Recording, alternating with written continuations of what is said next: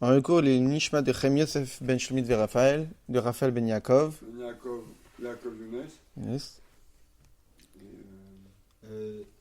décédé. Hamouz Ben Adara. Chamuz ben Adara. Tiyeh Nishma Tantra Mesra Chaim. Refoua Shlema les Sabrina. Sabrina. Mesauda Tova. Mesauda Tova. Bat Chaya. Chaya Batsara. Chaya bet Sarah. Nejma Bat Menana. Nijma bat Menana. Aïcha Bat Annie. Aïcha bat Annie. Virginie Cohen. Virginie Cohen. Et Martine Teboul. Martine Tevoul. Chinok. Toi, par contre, Jusqu'à- Moi, c'est ma. c'est après la noire. Donc on commence nos deux cours de préparation à la fête de Shavuot. Comme on a l'habitude, avant chaque fête, on s'y prépare en étudiant profondément le sujet de la fête. Et là, ce soir, on va étudier un Mahamar, un discours du Rabbi, qu'il a dit en 1957, en Tafshin Yudzaïn, où il se base sur un verset de la paracha de Yitro, donc juste avant le don de la Torah. Akadosh Baruch Hu s'adresse à Moshe Rabbeinu et lui dit Va'ataim shamua tishmeu bekoli.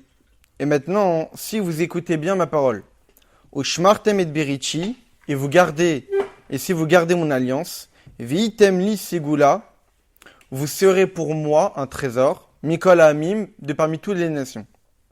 Va'atem chiyu li mamlechet kohanim, et vous serez pour moi une dynastie, un royaume de prêtres, de kohanim.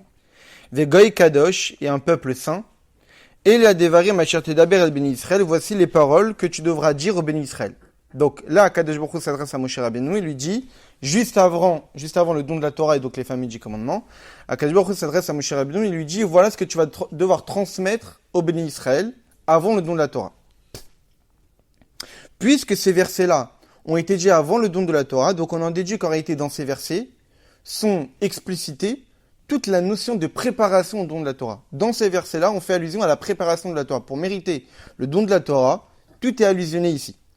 Au point que Rashi nous dit, quand il y a marqué « Ela devarim », voici les paroles. Donc Jude s'adresse à Moshe et lui dit « Voici les paroles que tu vas devoir transmettre au béni Israël ».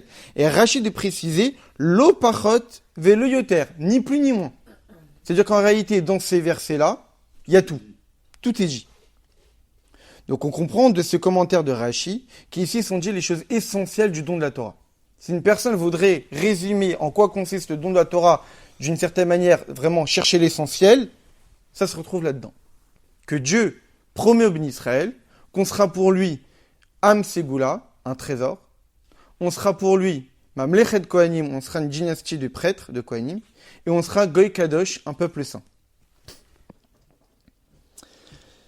Et donc, il nous dit dans le Midrash que ces trois grandeurs-là, Dieu nous a donné en récompense du fait qu'on a accepté la Torah.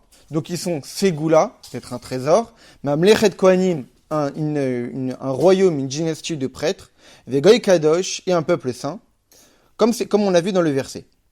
Mais le Rabbi nous précisait qu'en réalité, on sait très bien, comme on l'a souvent étudié, tout ce qui est donné d'en haut nécessite ce qu'on appelle un réveil d'en bas. C'est-à-dire qu'en réalité, Dieu, on sait très bien qu'il est la bonté par état pur. Et quelqu'un qui est bon veut donner du vrai bien. Et du vrai bien, c'est pas du bien gratuit. Parce que quand on nous donne du bien gratuit, celui qui reçoit ça, il est un peu gêné. Il se dit, est-ce que vraiment je mérite ça? Alors que lorsqu'on donne du bien, parce qu'on a du mérite, il n'y a plus cette gêne. Puisque Dieu veut donner un bien véridique et total, alors, quand Dieu nous donne un cadeau, il est nécessaire qu'il faut qu'il y ait au préalable, il t'atteint un réveil d'en bas, surtout après le don de la Torah. On avait étudié que justement, lorsqu'on avait étudié la notion de Sirat HaOmer, de la période du Homer, on avait compris qu'en réalité, à partir du don de la Torah, Akadosh Baruch Hu nous a mis entre nos mains la responsabilité d'élever ce monde. C'est-à-dire qu'on ne reçoit plus seulement gratuitement d'en haut, comme à la sortie d'Égypte, on n'avait aucun mérite, Dieu nous a libérés d'Égypte. Le don de la Torah, c'est cette idée que pour mériter la Torah, eh bien, il faut justement qu'on s'y soit préparé. Il y a toute la préparation de Sfirat HaOmer pour mériter la Torah. Ici, l'idée que quand Dieu nous a donné la Torah, du fait qu'on a accepté la Torah, il nous a donné des cadeaux. Quels sont ces cadeaux? C'est qualificatif d'être un trésor pour Dieu, d'être une dynastie de prêtres et d'être un peuple saint. Mais ça, c'était donné en cadeau. Mais après le don de la Torah, même si ces qualificatifs-là, ils nous ont été donnés, pour qu'ils soient pérennes et qu'on puisse les garder, il est nécessaire qu'on fasse un effort et un travail pour que ces qualités-là, on puisse continuer à les mériter. Donc ce qu'on va essayer de comprendre ce soir, c'est quels sont les efforts qu'on doit fournir pour garder les qualités qu'on nous a gratifiées lors du don de la Torah. Comme le Rabbi nous a dit, qu'a priori, c'est ça l'essentiel du don de la Torah. C'est ces 3 qualificatifs que Dieu nous a gratifiés. Et quels sont les efforts qu'il faut faire? Le Rabbi nous dit, c'est ce qui est marqué dans le verset. Il y a marqué quoi dans le verset? Si vous écoutez ma voix. Donc ça correspond à le premier cadeau qu'on a reçu. Et si vous gardez mon alliance. Ça, c'est pour recevoir le deuxième cadeau.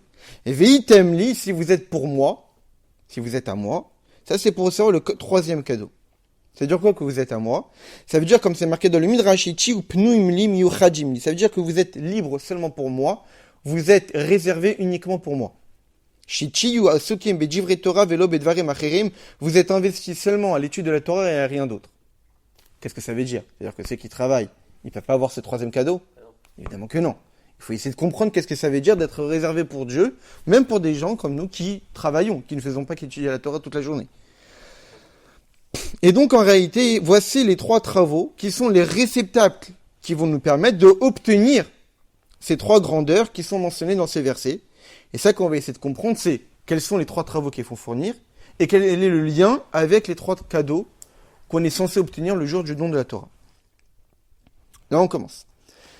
Mais Pirouche Ségoula, déjà le terme de Ségoula, qui est le premier cadeau que Dieu nous a donné, du fait qu'on a reçu la Torah, d'être considéré comme étant Am Ségoula, un peuple trésor. Rashi nous dit, Otsar Chaviv, c'est un trésor chéri, que Mosgulat Malachim, comme les trésors d'un royaume, d'un roi, Kliyakar, des ustensiles chers, de valeur, Vavanim Tovod, des pierres précieuses, que le roi cache dans ses trésors, dans son palais.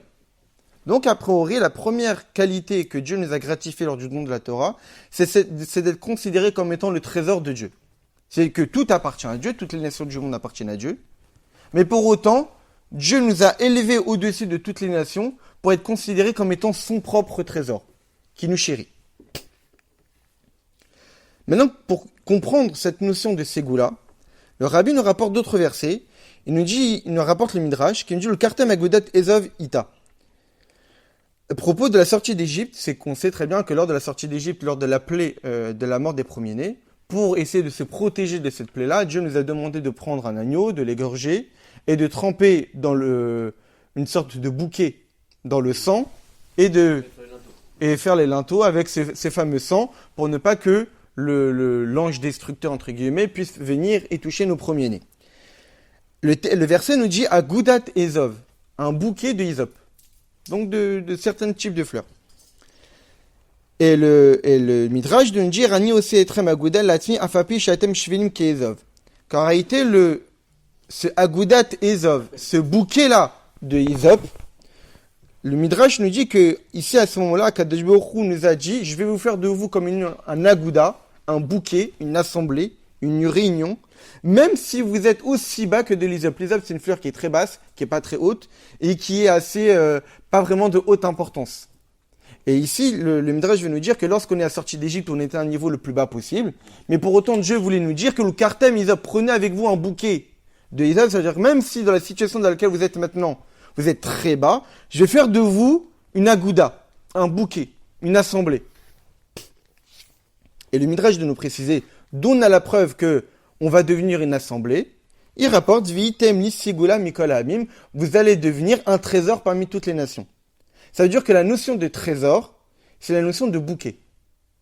C'est-à-dire que lorsque Dieu nous dit, lors du don de la Torah, vous allez devenir pour moi une Ségoula, un trésor, la signification de ce mot trésor, c'est la signification de réunion, d'être une assemblée, un bouquet de fleurs, un bouquet de quelque chose, et c'est ça qui nous définit comme étant un trésor pour Dieu.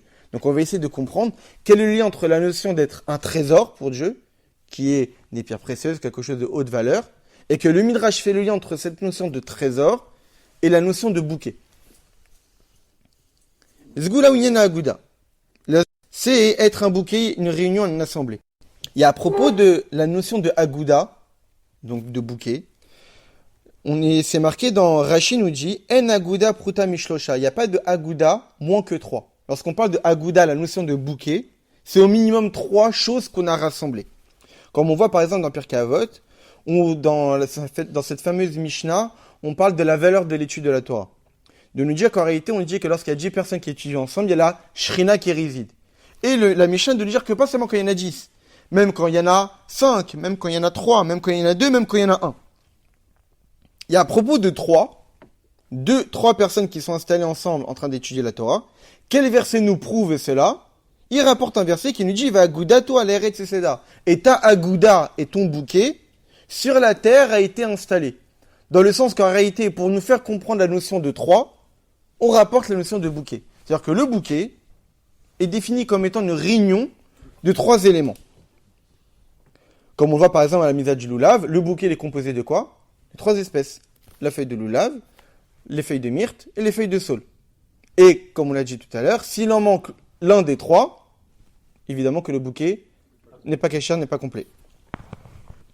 Et donc là, pour l'instant, qu'est-ce qu'on a dit? On a dit qu'en réalité, la notion de ségoula, d'être un trésor pour Akadosh Baruch Hu, et coïncide avec la notion d'être un bouquet pour Dieu. C'est-à-dire que pour arriver à ce niveau d'être un trésor pour Dieu, il faut qu'en nous-mêmes, on ait cette qualité d'être un bouquet, d'être une réunion de 3 choses. Et c'est à partir du moment où on a cette qualité-là de réunir 3 éléments qu'on peut être considéré comme étant le trésor de Dieu. Maintenant, ce qu'on va essayer de comprendre, c'est quelle est cette notion de réunion de 3 éléments qui va nous permettre de devenir un trésor pour Akadosh Baruch Hu. Donc ça veut dire d'obtenir la première qualité qui nous a été gratifiée lors du don de la Torah. Les 3 éléments, ça veut dire... Alors le Rabbi nous dit que dans la Avodat Hashem, on l'avait étudié cette notion-là à Purim, c'est chez Tsarich Lot et Kalut Gimel Akavin Chagat.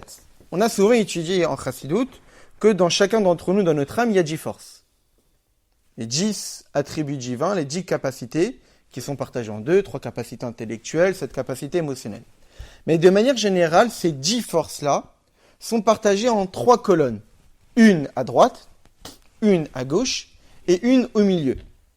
Qui fait référence en réalité à certaines natures qui existent, qui nous différencient, que des fois une personne a plus une nature d'être quelqu'un de droite, pas en politique, mais ça veut dire c'est quelqu'un de bonté, que c'est ce qui lui définit généralement, c'est son envie de faire le bien, d'être généreux, d'être tourné vers l'autre, d'être altruiste. Il y a une autre personne qui a plus quelque chose qui lui définit comme étant la gauche, la rigueur. Ça veut dire que le fait d'être pointilleux, d'être rigoureux, d'être sévère, de mettre l'importance sur des choses-là, et de se dire que pas forcément tout le monde mérite d'être généreux envers eux. Et il y a ceux qui sont plutôt harmonieux, du milieu, et pas forcément dans les extrêmes. Et cette idée de bouquet de 3 éléments, c'est de se dire que le juif, pour mériter cette qualité d'être un trésor pour Dieu, il doit être capable de réunir ces 3-là. De ne pas juste servir Dieu que d'une seule manière, que d'être quelqu'un de chesed, de bonté, ou que d'être quelqu'un de gvora, de rigueur, mais d'être capable de réunir toutes les qualités, de réunir toutes les natures qu'un homme peut avoir. Par quoi? Parce que si on reste que quelqu'un de chesed, qui est le représentant de la chesed dans la Torah? Abraham. Et pourtant, qui est sorti de lui? Ishmaël. C'est-à-dire que lorsqu'on n'est que chesed, il y a du mal qui peut en découler. La preuve, c'est que même si Abraham a eu Yitzhak, il a quand même eu Ishmaël. Yitzhak, qui lui est le représentant, le symbole de la gvora, la rigueur, la sévérité, qui est positive. De lui, il est quand même descendu Yaakov. Mais pour autant, lorsqu'on n'est que dans une branche, peut découler, et ça, du négatif. Donc on voit de là que, en réalité, lorsqu'on est on sert Dieu que chesed, que d'une manière chesed, on sert Dieu que de manière gvora, c'est-à-dire qu'on est quelqu'un qu'on est capable seulement d'être généreux avec l'autre, on est capable d'être altruiste, mais on n'est pas capable de se mettre des barrières, de se dire qu'il y a des choses à ne pas dépasser, on est capable de se restreindre. Eh bien, en réalité, c'est pas forcément de cette manière qu'on doit servir Dieu. Ou quelqu'un qui est seulement dans la restriction, mais lorsqu'on lui demande de faire des efforts pour aller vers l'autre, eh ben, il ne veut pas ça. C'est pas non plus ça, servir Dieu. Servir Dieu, c'est d'être capable à la fois d'être généreux, à la fois d'être tourné vers l'autre, à la fois d'être bon, mais aussi d'être capable d'être rigoureux. De savoir se restreindre lorsqu'il est nécessaire de se restreindre. Et c'est ça en réalité l'idée du bouquet. C'est-à-dire que ce qu'Akadosh Baruch Hu attend de nous lorsqu'on va recevoir la Torah, c'est d'obtenir cette qualité, de se dire que je ne dois pas servir Dieu seulement d'une seule manière, mais de toutes les possibilités qui me sont données. Et que si j'ai une nature de chesed, de bonté, je dois essayer de me travailler pour développer aussi la rigueur qui se cache en moi. Ou si je suis seulement une personne rigoureuse, et que j'ai du mal à être bon envers l'autre, eh bien je dois me faire, entre guillemets, violence, pour être capable aussi d'être bon avec les autres. Ou aussi bon avec soi-même. C'est-à-dire de trouver du positif sur nous-mêmes. Et à la fois, lorsqu'on est quelqu'un qui on est trop positif avec les autres, de se dire aussi, pas forcément chercher le mal chez l'autre, mais d'être assez rigoureux pour permettre à l'autre de s'améliorer. Parce que lorsqu'on voit que du bien, ben on n'est plus capable de voir chez les autres des défauts, où on aurait peut-être la possibilité de leur permettre de s'améliorer. Lorsqu'on voit que le positif. Il faut aussi voir des choses dont on est capable d'améliorer. Et ça, on l'a vu lors du don de la Torah. On sait très bien le fameux Midrash, que avant le don de la Torah, Akadosh Baruch Hu a proposé la Torah à toutes les nations. Il allait voir les descendants d'Ishmaël. Les descendants d'Ishmaël et les descendants d'Ishmaël n'ont pas été capables d'accepter la Torah. Pourquoi ? À cause de leur trop grande bonté. Ils n'étaient pas capables d'accepter l'interdit de la Torah de l'otinaf, l'adultère. Pourquoi ? Parce que quand tu es trop bon, débordant d'amour, donc ça veut dire que tu n'es pas restreint à une femme. Tu es capable aussi d'aller voir toutes les autres femmes. Parce que tu es débordant d'amour, débordant de bonté, tu n'es pas capable de te cadrer. Donc quand on leur a proposé aux Ishmaélim, tu sais, dans la Torah, il y a marqué l'otinaf. C'est interdit d'adultère. Tu as ta femme, tu restes avec ta femme, c'est interdit d'aller voir les femmes qui sont déjà réservées à d'autres hommes. Donc pour eux qui étaient de nature de chesed parce qu'ils descendent d'Abraham, l'extrême bonté, ils n'étaient pas capables d'accepter cet interdit-là.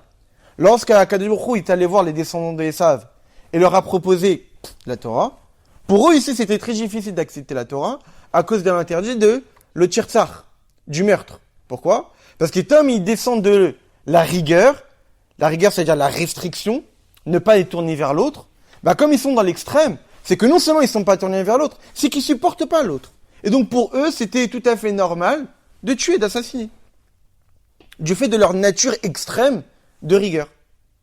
Donc en réalité, on voit même lors du don de la Torah, que ces peuples-là n'ont pas été capables de recevoir la Torah, justement parce qu'ils étaient dans les extrêmes. Extrême bonté ou extrême rigueur. Mais pourquoi Dieu l'a... Alors évidemment que ça c'est dans les extrêmes de l'adultère ou du meurtre. Mais même si on est plus fin, chez Mitzad Kavechad, servir Dieu seulement d'une manière, ce n'est pas ça la avoda retsuya, ce n'est pas ça servir Dieu comme Dieu le souhaite. C'est-à-dire qu'évidemment, là, on a parlé des extrêmes. Quelqu'un qui est trop bon, donc il serait amené à faire de l'adultère. Quelqu'un qui est trop rigoureux, trop sévère, il serait amené à faire du meurtre. Mais même si on n'arrive pas à ces extrêmes-là, se suffire seulement de servir Dieu par bonté, ou servir Dieu seulement par rigueur, eh bien, évidemment que ce n'est pas véritablement ce que Dieu attend. Mais Parce alors, que c'est quelqu'un quoi qui... Vega ba naga chez les malades davka. Et même dans le comportement dans les mondes célestes, il faut aussi qu'il y ait cette idée d'harmonie, de réunion des extrêmes. Parce que d'un point de vue, si la direction divine n'est que de la bonté, Dieu n'est que bonté. Alors s'il y a que de la bonté, Khatenzgin, les fauteurs vont prospérer, vont se multiplier. Parce qu'il y a que de la bonté. Donc il n'y a pas de conséquences de nos actes. Et donc les fauteurs, ils vont se sentir tous les droits pour pouvoir continuer leurs méfaits. Mais Moshe Rabbeinu, quand Si le jugement divin n'est que de la rigueur, alors Gam Shamem Luzachu Beinav, même le ciel, c'est-à-dire même les anges ne seront pas méritants pour Dieu. Ça veut dire que si la direction divine n'est que bonté, alors les fauteurs vont se multiplier. Si la direction divine n'est que rigueur, il n'y a plus personne qui est méritante. Comme c'est marqué qu'au début de la création du monde, Dieu il a voulu créer le monde avec le djinn, avec la rigueur, le monde ne pouvait pas tenir. Alors il a dû y mêler avec de la miséricorde. C'est-à-dire que s'il n'y a que de la rigueur, il n'y a personne qui est méritant. Donc on voit que même dans la direction divine, il faut qu'il y ait aussi cette harmonie des extrêmes. Que pas que de la bonté, pas que de la rigueur, mais un mélange des deux. Et la reine, c'est pour cela qu'il faut la réunion des extrêmes. Et cette réunion des extrêmes n'est possible, comme on l'a souvent étudié, seulement par le biais d'un dévoilement de lumière qui les surpasse. On a souvent il est rapporté dans la Chassidut, ce fameux exemple, qu'un roi qui a plusieurs ministres, qui voient les choses différemment, qui ont une vision de la direction du pays différente. Et pour autant, le roi les a mis dans un même gouvernement. Donc ils doivent travailler ensemble. Mais d'eux-mêmes, lorsqu'ils discutent, ils peuvent pas s'entendre. Parce que l'un, il pense A, l'autre, il pense B. Ils sont dans les extrêmes. Mais quand est-ce que leurs avis, ils sont capables de les mettre de côté et travailler ensemble en présence du roi? C'est-à-dire, quand le roi, il est là, quand il y a une présence de quelqu'un qui les surpasse complètement, en face de la suprématie du roi, les différences s'annulent. Les différences sont là seulement lorsqu'on est dans un système limité. Lorsqu'on est dans la limite, alors lui, il pense A, lui, il pense B. Mais quand il y a l'infini qui se dévoile, pour l'infini, le A et le B, c'est pareil. Pour Dieu, bonté et rigueur, c'est pareil. Pour Dieu, lumière et obscurité, c'est pareil. Donc lorsqu'on demande à un juif d'être capable de servir Dieu et par sa bonté et par sa rigueur, malgré les oppositions naturelles qu'il y a entre les deux, pour cela, il faut que le juif soit capable de dévoiler en lui une force qui dépasse ces différences. Lorsque le juif sera capable de dévoiler en lui une force qui dépasse cette différence de bonté et de rigueur, et d'y voir en réalité aucune différence entre les deux, alors on sera capable de servir Dieu comme ça. Pour quelle raison une personne il est seulement capable de servir par bonté? Parce qu'il est trop orienté vers lui-même, et pour lui d'être rigoureux, d'être capable de se mettre des barrières, c'est contre nature. Puisque c'est contre nature, il ne sera pas capable de le faire. À l'inverse, quelqu'un qui est très rigoureux, et on lui demande de prendre du temps pour l'autre. Pour lui, c'est contre nature. Il n'arrivera pas à le faire. Mais si quelqu'un arrive à surpasser sa nature, et de se dire que je ne vais pas me suffire d'être ce que je suis, mais je vais me dépasser, je vais essayer d'être plus que ce que Dieu m'a donné à ma naissance, de mettre de côté un peu mon moi, et devenir quelqu'un de ce qu'on appelle chavé, simple, sans aucune image, sans aucune couleur. Je suis pas rouge, je suis pas bleu, je suis blanc. Quand quelqu'un il arrive à se mettre à ce niveau-là, où il surpasse son ego, ses natures, son moi, il sera capable de servir Dieu avec bonté, et il sera capable de servir Dieu avec rigueur, parce que pour lui, c'est équivalent. Parce que l'idée principale à atteindre, c'est la volonté de Dieu. Puisque le but principal, c'est la volonté de Dieu, et non pas de servir Dieu d'une manière qui me convient à moi, quand je suis capable de dépasser cette condition-là, que je vais servir Dieu parce que ça me convient, mais je vais servir Dieu parce que Dieu m'a demandé de le faire. Alors si Dieu m'a demandé de le faire quelque chose qui relève de ma bonté, je vais le faire. Si Dieu m'a demandé de faire quelque chose qui relève de ma rigueur, je vais aussi le faire. Parce que le but et la raison pour laquelle je sers Dieu, c'est parce que Dieu m'a demandé.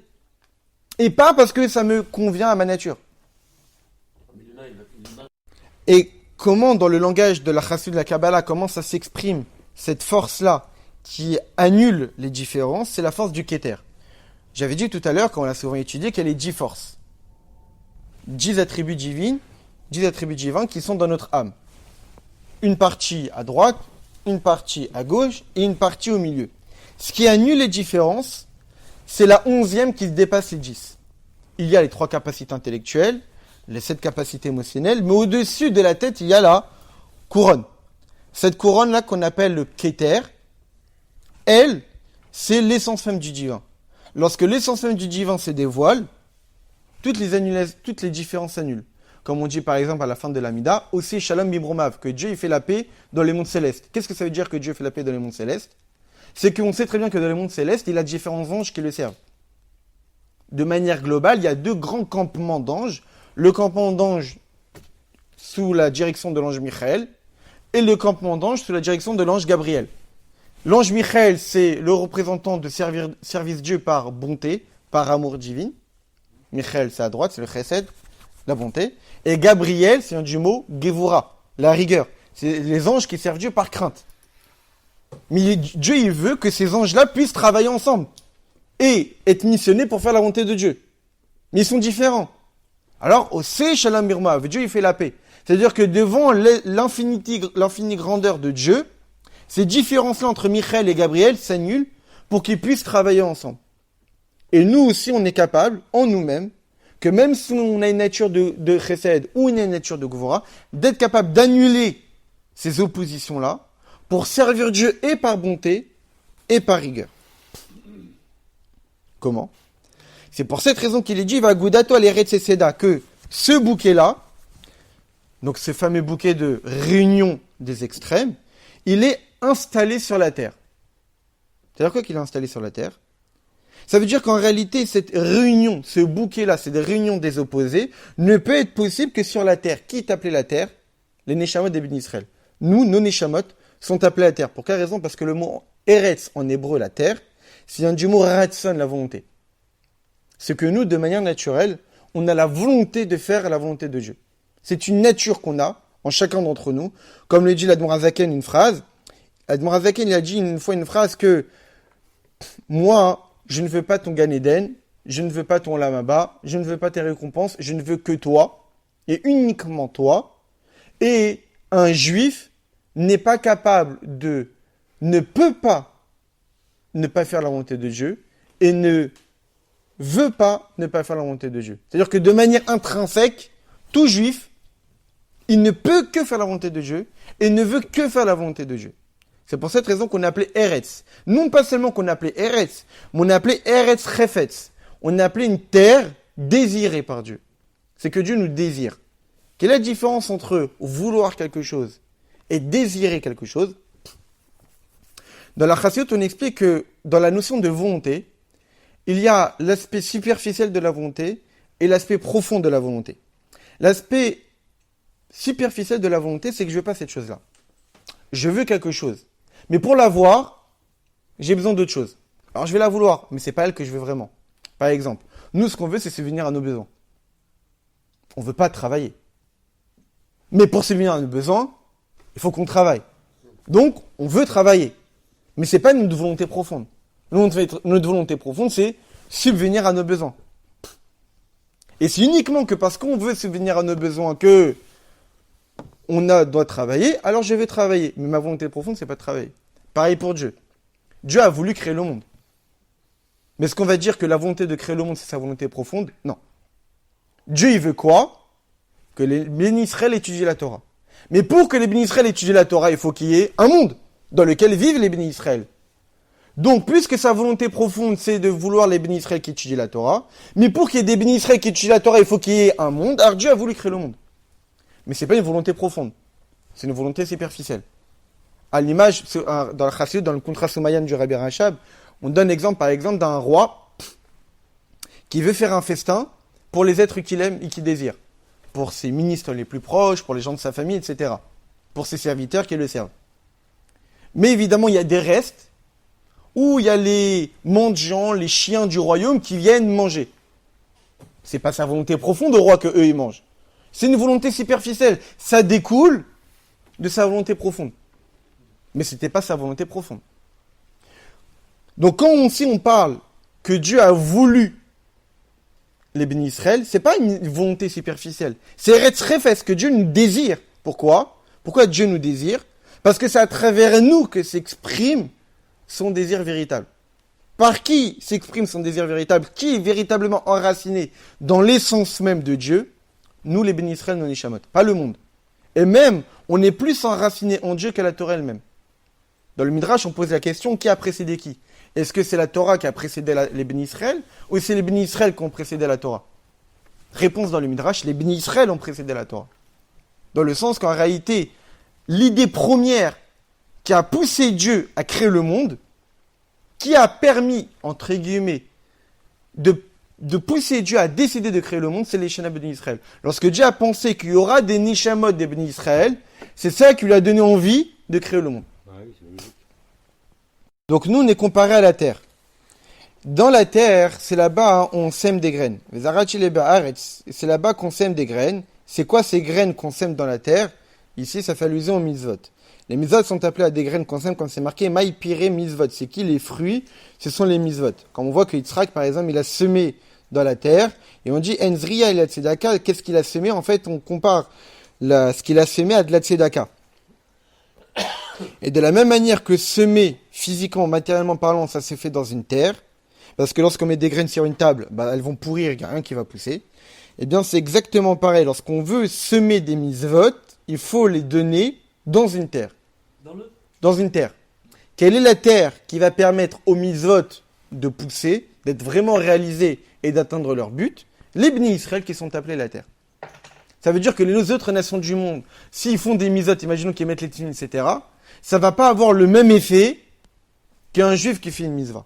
Pourquoi? Parce que nous sommes appelés une terre qui va permettre de faire pousser. Car Gam Zriat Mizvot Israël Davka, c'est pour cette raison que semer des Mizvot, c'est particulièrement chez les bénis Israël. Et de la même manière que lorsqu'on veut semer, lorsqu'on veut faire pousser des tomates, on veut faire pousser des carottes ou des fruits, etc., eh bien, il y a des coins où il y a une terre qui est plus propice à faire pousser une telle espèce, une autre terre qui est plus pour faire pousser une autre terre. Eh bien, pareil, dans le corps du juif, il y a des parties du corps qui sont propices pour une mitzvah, d'autres parties du corps qui sont propices pour une mitzvah. Les tefilines, c'est dans le bras et sur la tête. Tu voudras mettre les tefilines sur le pied, ça va pas pousser les tefilines, c'est-à-dire que ça ne va pas avoir l'effet spirituel des tefilines. Les tefilines, ça se met sur le bras et sur la tête, parce que c'est le bras et la tête qui est la terre qui va permettre aux tefilines d'avoir leur effet spirituel. Et pareil pour toutes les misotes, qui sont réalisables uniquement à travers une certaine partie du corps qui lui convient. La Brit Mila, c'est à cet endroit-là, c'est pas dans un autre endroit. Parce que la Brit Mila ne pourra produire cet effet spirituel qu'on attend d'elle uniquement à cet endroit du corps et non pas sur les cheveux ou sur le doigt, etc. Maintenant, lorsqu'on veut faire pousser, quelle est la condition pour que la terre puisse être apte à faire pousser des fruits ou des légumes? C'est que la terre soit tendre. C'est qu'on l'ait labourée au préalable. Ça veut dire qu'en réalité, quelle est la grandeur de la terre qui a fait que la terre soit utilisée pour y faire pousser des fruits ou des légumes? C'est parce que c'est une terre qui est labourée, qui est tendre, ça veut dire quoi? Qui est sur laquelle tout le monde marche. Et ça fait référence à l'annulation, au bitoul, au rabaissement de soi naturel qui existe chez le juif. C'est-à-dire en réalité, qu'est-ce qui permet au juif d'être capable de produire les mitzvot, d'être capable de dévoiler la divinité? C'est le bitoul qu'il a, c'est l'annulation qu'il a naturelle pour Akadosh Baruch Hu. Comme on l'a dit, comme l'a dit l'Admor Azaken, de manière naturelle, on veut faire la volonté de Dieu. Et on ne peut pas faire autrement, c'est notre nature. Après, malheureusement, on va y avoir les Tserara qui nous détournent. Mais de manière naturelle, c'est ce qu'on est.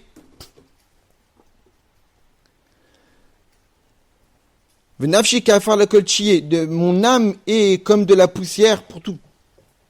Et ça, c'est l'annulation naturelle qui se trouve dans nos neshamot. Shem betelim lukud, nos âmes sont annulées naturellement pour le divin. Shekol echad ve'echad misraël, que chaque juif ne peut pas se séparer du divin. Et d'un point de vue de cette annulation naturelle que le juif a, alors on est des réceptacles pour la Torah et les mitzvot. Et c'est à travers cette annulation qu'on a de manière naturelle qu'on sera capable de réunir les extrêmes, comme on l'avait dit. Comment on va être capable de réunir la bonté, de réunir la rigueur, et donc de servir Dieu avec toutes les possibilités qui nous sont données, et pas seulement d'une seule manière, d'un seul aspect, à travers cette annulation naturelle. Du fait qu'on a annulé naturellement à Kadosh Baruch Hu, c'est-à-dire qu'on est capable de se mettre de côté, et que toute notre volonté naît uniquement de vouloir ce que Dieu veut. Alors, puisqu'on est capable de vouloir seulement uniquement de ce que Dieu veut, alors notre volonté propre et nos natures propres intrinsèques sont mises de côté, que même si j'ai une nature de bonté, je pourrais aussi faire un comportement de rigueur. Et si j'ai une nature de rigueur, je peux aussi avoir un comportement de bonté du fait de cette nature d'être annulé à Dieu qu'on a en nous, dans notre neshama. Mais tu sais que Et donc en réalité, c'est ça cette sgoula, ce trésor. Comment on devient le trésor d'Akadosh Baruch Hu? À travers cette annulation qu'on a intrinsèque pour Dieu, ou du fait qu'on a cette annulation-là pour Dieu, on sera capable de servir Dieu comme une agouda, comme un bouquet, où on réunit les opposés. Maintenant, c'est quoi ce trésor-là? Ça fait allusion à quoi? Ça fait allusion, comme on l'a dit, qu'en réalité, cette Veitem li segula, vous serez pour moi un trésor, qui lit kol haaretz, parmi toutes les nations, et le verset finit en disant car toute la terre m'appartient. Sur cette terre, on sait très bien qu'on avait on avait étudié qu'au tout début de la création, il y a marqué que la terre était Aïtato Vavo, que le monde était un chamboulement, tout était mélangé. bouli, on appelle ça. Le tohu-bohu, exactement. En réalité, ça fait allusion au monde, au système qui a été créé avant le nôtre. Avant le système dans lequel nous vivons, je ne parle pas du monde physique, c'est-à-dire que toute la création dans laquelle nous vivons, c'est un certain système qui s'appelle le système du tikkun, de la réparation, qui vient réparer un système qui a eu un vent, qui s'appelle le système de Tohu. Dans ce système-là, on explique que dans la Kabbalah et dans la Chassidut, il y avait des forces divines, mais qui étaient justement on va dire, pas en osmose, pas en harmonie. Il y avait du chesed, il y avait de la bonté, il y avait les 10 forces. Mais chaque force était unique. Il n'y avait pas comme on fait dans Sfirat HaOmer, dans la bonté, il n'y avait pas bonté, rigueur, etc., comme on l'avait étudié. Ou dans la rigueur, il n'y avait pas bonté, rigueur, etc., qui permet à la bonté et à la rigueur de cohabiter. Chacune était purement de la bonté, purement de la rigueur, purement de l'harmonie. Lorsqu'on est purement de la bonté et purement de la rigueur, ça ne peut pas cohabiter. Ce qui fait que les lumières divines étaient énormes, mais les capacités de réunion étaient minimes. Ce qui fait qu'il y a eu une cassure, ce qu'on appelle Jvirat HaKilim, la brisure des réceptacles, où cette cassure-là a fait en sorte que, dans notre système dans lequel nous vivons, des étincelles divines sont descendues. C'est pour cette raison que, à la fin de ces versets, on dit que Vaïta, Aresto, Vavo, etc. Et on dit à la fin du verset, Veruach Elohim erachefet al pena hamaim. Et un souffle divin plane au-dessus de l'eau. Et le Harizal d'expliquer que merachefet plane, c'est les mêmes lettres que répar, met. Répar 288, met sont mortes. C'est-à-dire qu'il y a 288 étincelles divines qui sont descendues de ces systèmes-là dans notre monde, qui sont les étincelles divines qui sont cachées dans toute la matière, dont on a le devoir de les élever, que lorsqu'on fait une bracha, que lorsqu'on mange pour avoir des forces pour étudier, que lorsqu'on mange pour bien prier, etc., on permet d'élever les étincelles divines qui sont cachées à l'intérieur et de les faire revenir dans le domaine de la Gdusha. Que ces étincelles-là, qui malheureusement ont chuté de l'ancien système. Ce trésor-là, donc on dit que les bénis Israël vont devenir le trésor de Dieu, c'est notre capacité qu'on a d'élever les étincelles qui sont cachées comme un trésor. Un trésor, ça existe, sauf que c'est caché sous la terre. Donc on a le devoir de le dévoiler. Comment on le dévoile? Ce trésor-là, justement en allant le chercher. Comme nous, on a un trésor en nous, qui est cette annulation à Dieu, dont on a parlé, qu'on doit dévoiler cette annulation à Dieu. Et qu'est-ce qu'on fait lorsqu'on dévoile cette annulation à Dieu? On permet de servir Dieu et par bonté, et par rigueur, qui est exactement la réparation du système, de tout. Dans ce système-là, qu'est-ce qui s'est passé? Il y avait la bonté d'un côté, la rigueur d'un côté, ça ne pouvait pas cohabiter, il y a eu des cassures. Donc nous, on vit dans le système de tikkun, de réparation, on doit réparer ce qui s'est passé dans ce système-là. En élevant les étincelles. En élevant les étincelles, on y dévoile des trésors qui se cachent. Mais comment on est capable de dévoiler ces trésors qui se cachent? Comment on arrive au niveau de Ségoula, d'être la Sgoula de Dieu, le trésor de Dieu, en dévoilant cette annulation à Dieu, comme c'est marqué dans le verset. Im shamua tishmiu bekulu. Si vous écoutez ma voix, alors vous serez pour moi une Ségoula. Dans le verset juste avant le nom de la Torah. Comment on est capable de devenir le trésor d'Akadosh Baruch Hu? Son écoute à Akadosh Baruch Hu. C'est-à-dire qu'on écoute Akadosh Baruch Hu, c'est-à-dire qu'on est soumis à lui, à sa volonté. À partir du moment où on est soumis à sa volonté, et c'est-à-dire quoi être soumis à sa volonté? Que puisqu'on dévoile cette soumission naturelle qu'on a, alors on peut servir Dieu et par Chesed et par Gvura. Alors là, on devient un trésor pour Akadosh Baruch Hu, parce qu'on répare les étincelles divines qui se cachent dans les objets matériels de ce monde. La deuxième qualité qu'il faut atteindre, en dehors d'être une ségoula, un trésor pour Dieu, c'est d'être mamlechet kohanim, un royaume de prêtres. Et évidemment, c'est crescendo. Le premier cadeau donné par Dieu, c'est d'être une ségoula, dont on a vu maintenant quel est le moyen qui nous est donné pour y atteindre, la soumission à Dieu, en essayant de faire une réunion de bonté et de rigueur. Maintenant, le deuxième cadeau, la deuxième grandeur qui nous est donnée par Akadosh Baruch Hu lors du nom de la Torah, dont on doit essayer de la dévoiler, de l'obtenir par nos efforts personnels, c'est d'être un royaume de prêtres, de Kohanim, qui est au-dessus des Ségoula. On avait dit tout à l'heure que la Ségoula, le trésor, c'est le bouquet, ce fameux bouquet, qui est lié à la notion de semer. Semer dans la terre, semer les misvot, mais semer les misvot existait aussi chez les Avot, les patriarches, Avraham, Yitzhak, Yaakov. Avraham, Yitzhak, Yaakov aussi effectuaient les misvot. Même avant que la Torah ait été donnée. Et on voit que Yitzhak semait. C'est une allusion au fait que Yitzhak était aussi capable de pratiquer les misvot, mais comme étant des misvot qui sont semés dans une terre. C'est-à-dire quoi des misvot qui sont semés dans une terre? Ça veut dire que tu pratiques les misvot du fait de ta soumission naturelle que tu as pour Dieu. Ça veut dire que c'est ton statut de créature qui te permet de servir Dieu. comme on le voit qu'Avraham, Yitzhak et Yaakov ont été capables de servir Dieu par volonté personnelle. C'est leur personnalité qu'ils ont poussé à servir Dieu. Ce n'était pas une volonté de Dieu. C'est pas Dieu qui leur a ordonné de faire les 613 mitzvot. C'est de eux-mêmes, en réfléchissant sur leur corps, ils ont compris qu'il y avait la nécessité de pratiquer 613 mitzvot. En réfléchissant sur leurs 248 organes, ils ont compris qu'il y avait 248 mitzvot à respecter. Évidemment. Et en réfléchissant sur les 305 vaisseaux qu'ils ont, ils ont compris qu'il y avait 365 interdits à respecter. Mais ça veut dire que ça découlait d'une volonté propre. C'était leur volonté en tant que créature qu'ils ont poussé à accomplir ça. Mais ça reste limité. Puisque qu'est-ce qui est à l'origine de leur mitzvot? L'homme. C'est pas Dieu qui leur a ordonné de le faire. Mais comment ils ont... C'est ce qu'il nous dit ici le rabbi. C'est qu'en réalité, le premier niveau des ségoulas, dont on a parlé avant, c'est par exemple accomplir les mitzvot comme les patriarches. Ça veut dire que ça nous donne la possibilité d'atteindre notre source divine en tant que créature. Puisque Avraham et Yaakov ont produit les mitzvot par volonté personnelle, le fait que les mitzvot qu'on accomplit aujourd'hui dans le niveau de Ségoula, c'est du fait de notre nature d'être soumis à Dieu. Donc c'est cette soumission naturelle qui nous permet d'accomplir Torah mitzvot. Donc lorsqu'on va produire ces mitzvot-là, on va accomplir ces mitzvot-là par cette soumission naturelle, on sera seulement capable de dévoiler du divin relevant de notre source divine. Notre source en tant que créature. Mais pas plus.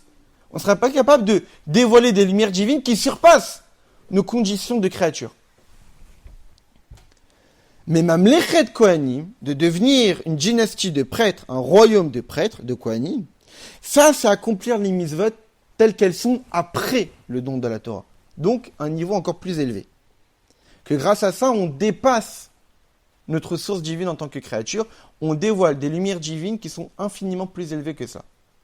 Comme on sait très bien que les mitzvot qu'on accomplit aujourd'hui sont plus élevés que les mitzvot accomplis par Abraham, Yitzhak et Yaakov, du fait qu'elles découlent de ordre divin.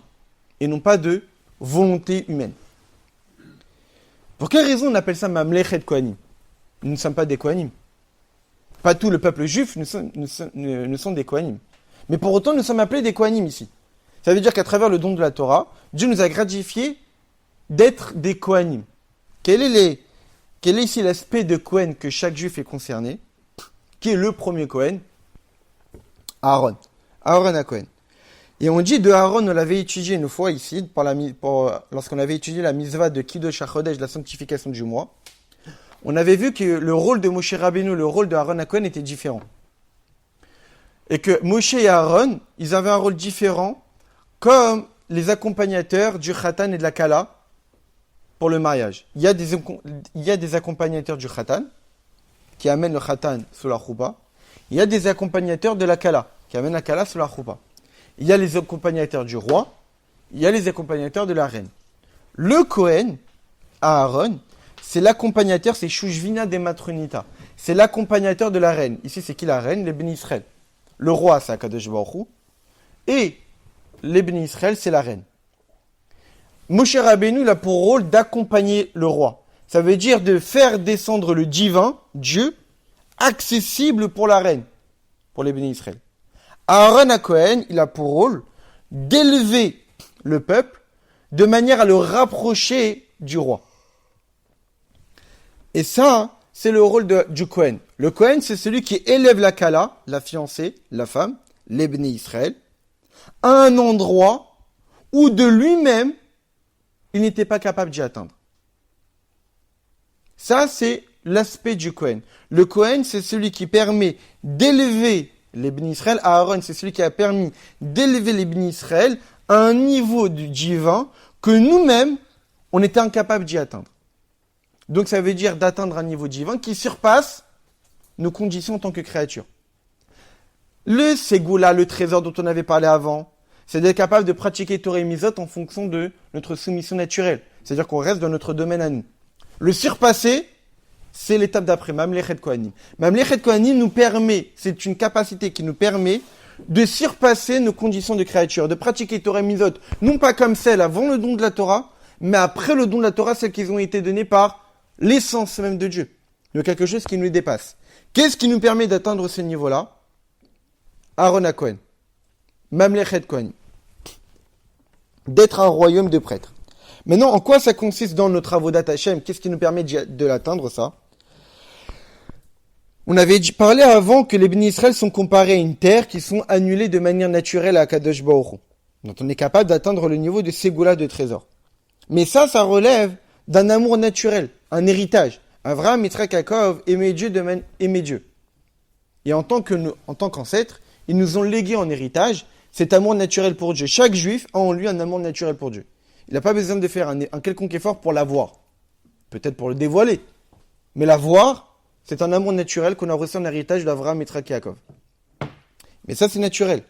Ça veut dire quoi que c'est naturel? Ça veut dire qu'en réalité, ici, le juif veut servir Dieu. C'est sa volonté propre. Et qu'est-ce que ça signifie? Ça signifie qu'il existe. J'existe en tant que juif qui souhaite servir Dieu. C'est-à-dire que ma volonté de faire Torah et Mitzvot, c'est une volonté naturelle que j'ai reçue en héritage. Par amour naturel que j'ai pour Dieu. Donc ça signifie que l'annulation que j'ai pour Dieu, c'est pas une annulation totale. Puisque j'existe, et c'est mon existence en tant que descendant d'Abraham et Yitzhak Yaakov qui me permet de vouloir naturellement servir Dieu, faire Torah et Mitzvot. Mais j'existe toujours. Ici, le niveau de Mamlechet Kohanim, c'est pas que je sers Dieu parce que je veux servir Dieu. Parce que je veux m'approcher de Dieu. Parce que je veux m'attacher à Dieu. Mais ici, je veux servir Dieu, pas pour moi, pour Dieu. C'est un niveau qui est marqué dans le Tanya, ce qu'on appelle les Bnei Aliyah. C'est ceux parmi notre peuple qui sont les plus élevés qui soient, qui sont d'une catégorie où ils ne servent pas Dieu pour se rapprocher de Dieu. Ça veut dire qu'à travers Torah et Mitzvot, il y a un intérêt personnel, un intérêt tout à fait louable. C'est pas quelqu'un qui étudie la Torah pour que les gens se lèvent devant lui. C'est pas quelqu'un qui pratique les Mitzvot pour qu'on le regarde et qu'on fasse des louanges, non. C'est quelqu'un qui étudie la Torah et qui pratique les Mitzvot pour s'attacher à Dieu, parce qu'il aime Dieu. Alvaï qu'on puisse atteindre ce niveau. Mais ça relève encore du premier niveau de Ségoula, d'être un trésor pour Dieu. On sert Dieu de manière où on ne fait que dévoiler notre nature qu'on a reçue en héritage d'Avraham et Yitzhak Yaakov. On veut servir Dieu parce qu'on veut se rapprocher de lui. Il y a un niveau encore au-dessus. Que je veux servir Dieu, je veux faire Torah et Mitzvot, non pas pour moi, mais pour Dieu. Pour que, comme on fait avant les Mitzvot, surtout les Sfaradim, on l'a coutume, avant de faire les Mitzvot, de faire le fameux Leshem Yichud. Avant Sirat HaOmer, le fameux Leshem Yichud Kutsha Berichu Shrinte.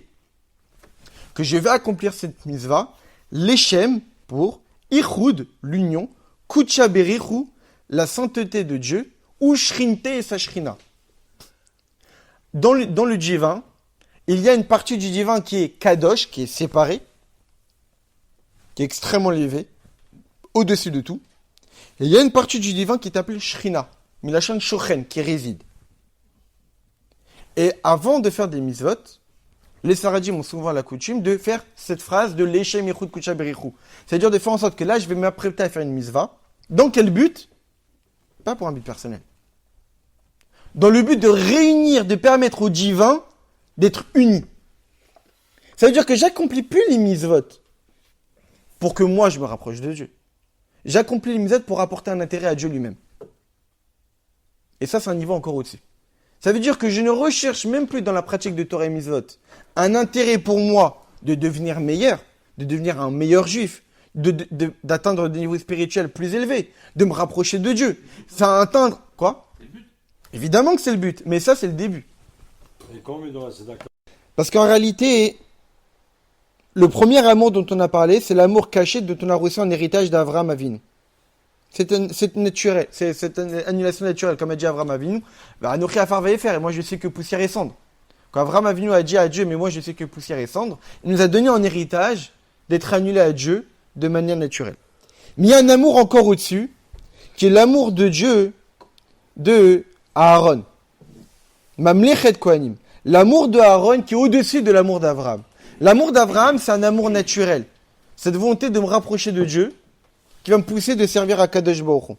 L'amour d'Aaron, c'est quoi? C'est be'ofen she'eno rotse latzmo klum. Je ne veux pas moi. Je n'existe pas.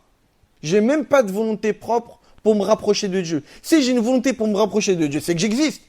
Et je vais faire en sorte que mon existence s'approche de Dieu. Et que ma volonté est une volonté naturelle que j'ai reçue en héritage. Aaron à Cohen avait un amour de Dieu qui était au-dessus de ça.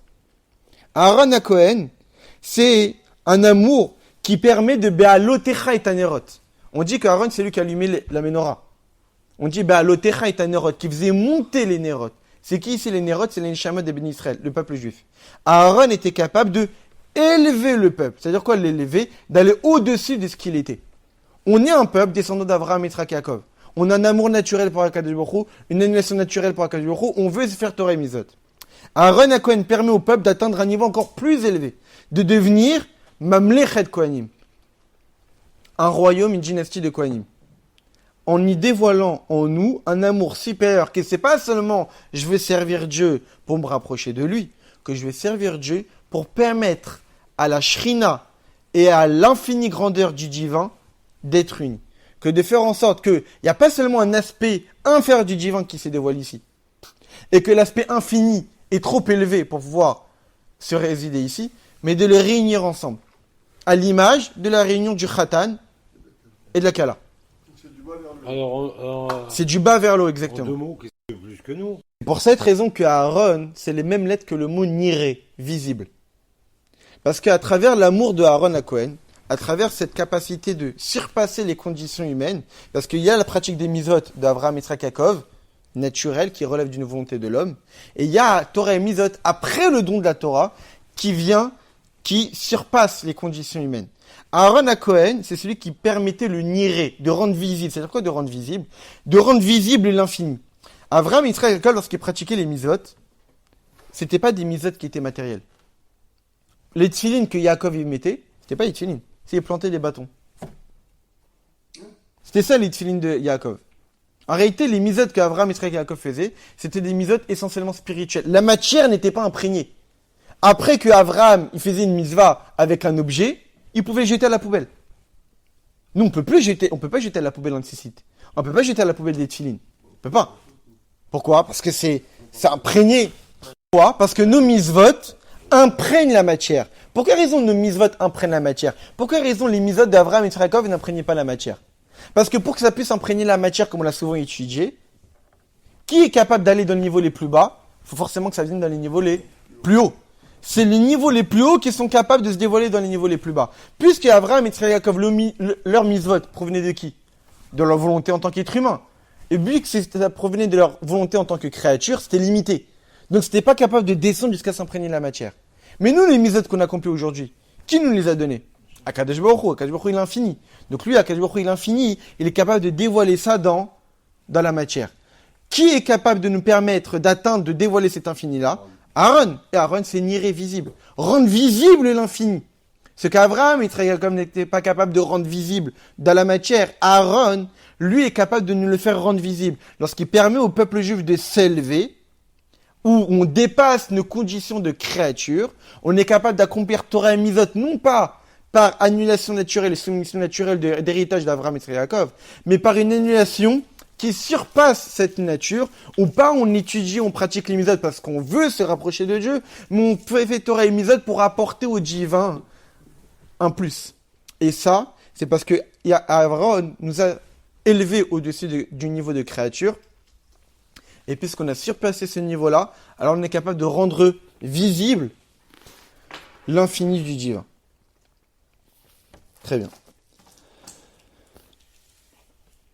Donc maintenant, dans le verset juste avant le don de la Torah, on avait dit que pour atteindre ce niveau-là, il y avait des conditions, un effort.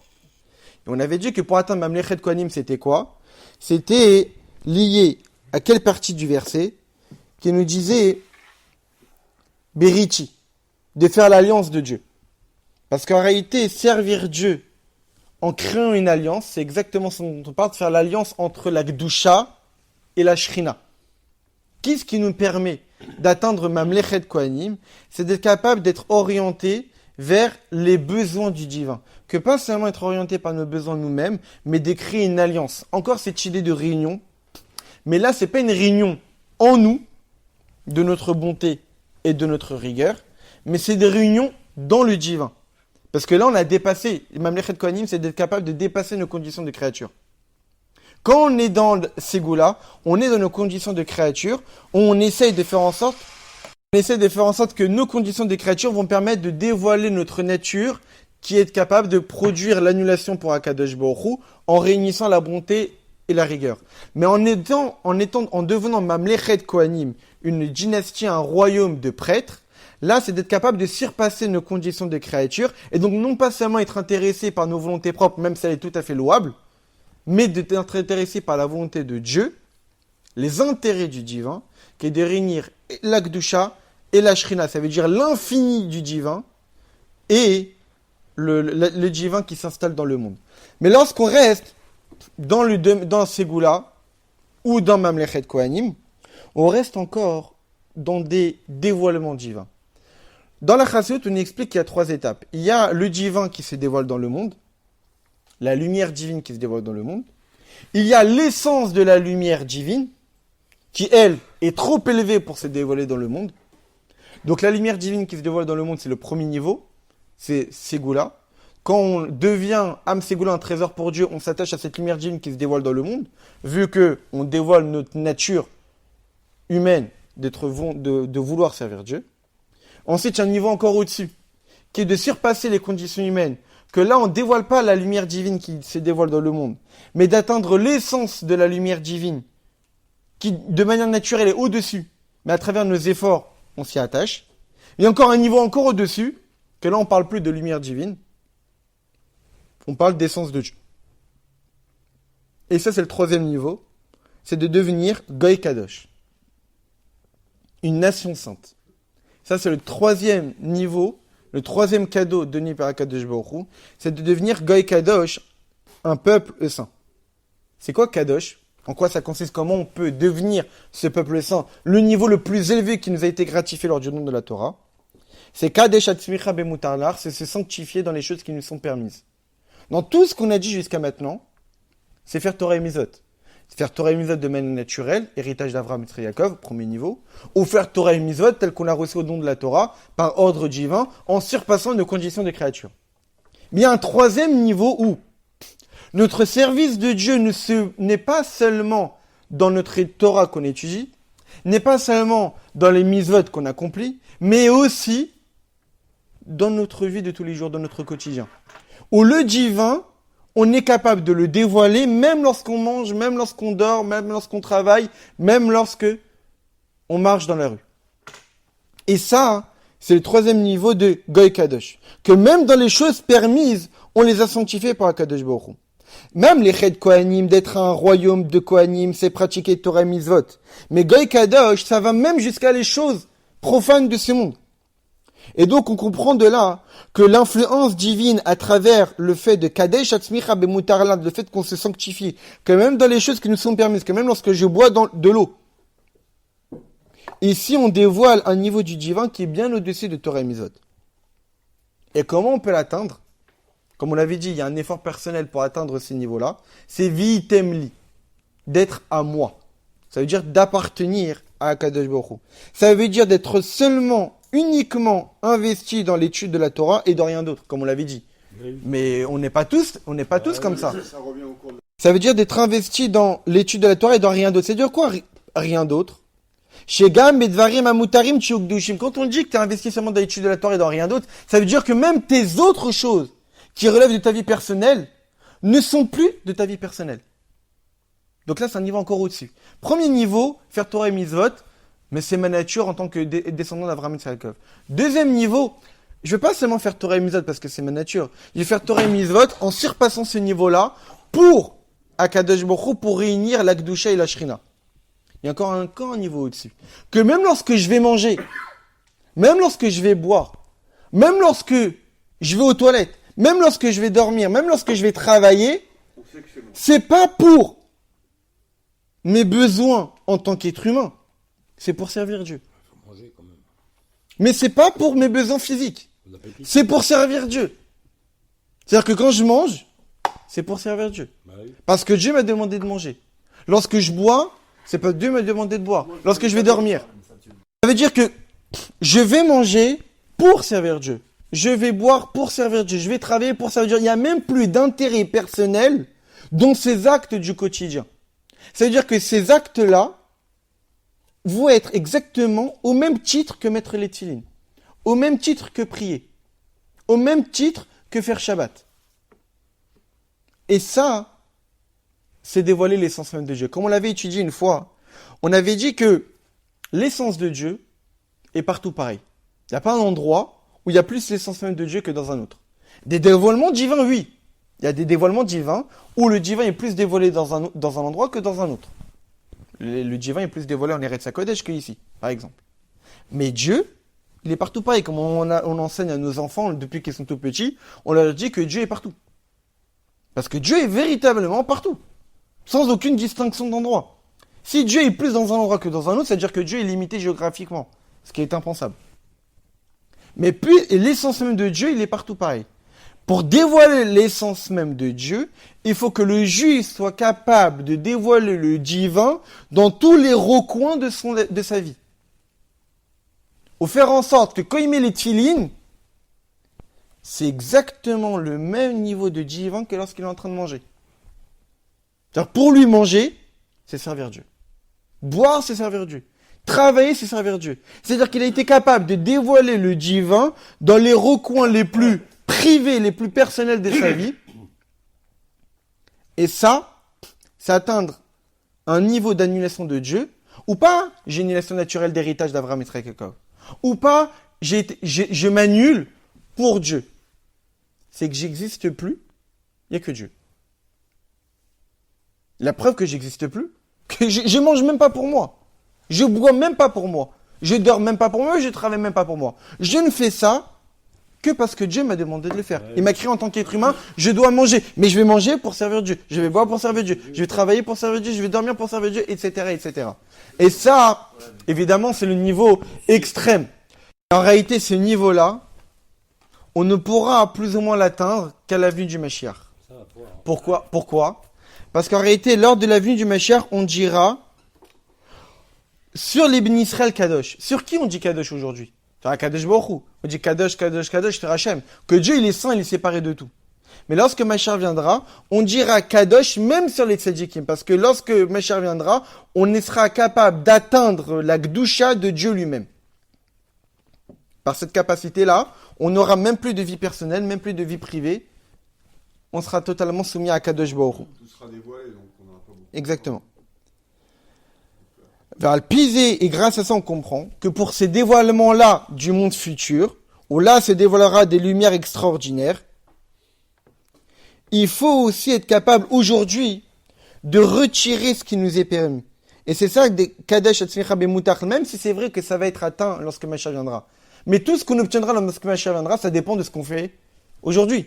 Donc même aujourd'hui, en réalité, on doit faire cet effort-là, d'essayer de se sanctifier, et que même les choses qui relèvent de notre vie personnelle et privée, d'essayer de faire l'effort. Après, c'est crescendo. Déjà, on fait l'effort du premier niveau, ensuite du deuxième niveau, et pourquoi pas atteindre le troisième niveau, essayer d'orienter tout ce qu'on fait qui relève de notre vie privée pour Akadosh Baruch Hu. Et grâce à ça, on méritera justement d'obtenir tous ces dévoilements de la vie du Mashiach. Et donc, on conclut que c'est ça en réalité la phrase que Akadosh Baruch Hu dit à Moshe Rabbeinu, Va'ataim shamua tishmeu bekoli. Et maintenant, si vous écoutez ma voix, Ushmartem et Berichi, et si vous gardez mon alliance, Vitemli, vous serez pour moi, qui sont les trois travaux, les trois efforts que le juif doit faire pour obtenir ces trois couronnes, ces trois gratifications que Dieu nous a données. C'est-à-dire que par le biais d'écouter la voix de Dieu, qui est l'annulation, la Kabbalat Ol, d'être soumis à la volonté de Dieu, qui relève de notre amour naturel qu'on a reçu en héritage d'Abraham, Yitzhak et Yaakov, alors on obtient